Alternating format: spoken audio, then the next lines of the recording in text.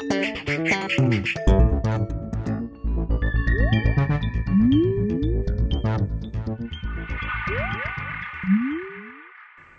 everyone and welcome to The Vortex, where lies and falsehoods are trapped and exposed. I'm Michael Voris. Why does being Catholic matter? Well, ultimately so you can get to heaven, but there is a real reason even in this life. You will have a better life, interiorly, in here where life really matters. That's because when someone is focused on God and the faith, everything else comes into focus, and if you then follow through, you will have a happier life here on earth. All the drama and angst and anxiety and agita that comes upon every phase of life can be greatly reduced. The drama of relationships in our 20s, the drama of career in our 30s, the drama of failed relationships in our 40s, the drama of life itself in our 50s, the drama of change of life in our 60s, the drama of the end of our life in our 70s and 80s.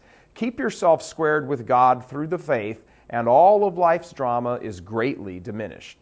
Most of us will always worry to some degree about money or relationships and all that, but it is precisely the degree of worry that matters. The faith makes all this more than manageable. It makes it all make sense. The faith steels you against life's disappointments. It makes you able to roll with the punches and set your heart on the things of heaven, which is, after all of our final destinies. And being able to look back and laugh at life's problems and realize that nothing on this earth lasts forever is a cause of inestimable joy. When I was in my 20s and life was full of drama, a great priest told me, "Whatever ends can be lived through." He was right then, and he's still right now. Only the Catholic faith can give someone that example and that lesson. This is why RealCatholicTV.com is so militant about the faith. This is why we call out people in positions of power in the church for failing to boldly and stridently advance the cause of the truth.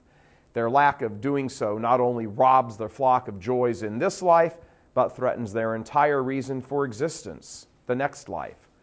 Theology, properly understood and lived, leads to healthy psychology and then eternal happiness.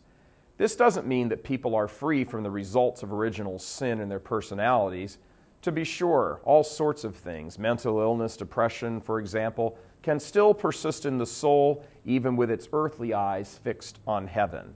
Happiness in this life always comes with boundaries, even for the holy and the sainted.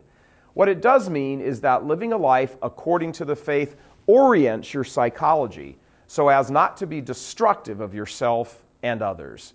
Heaven is your goal, even as we slog through the pains of this life.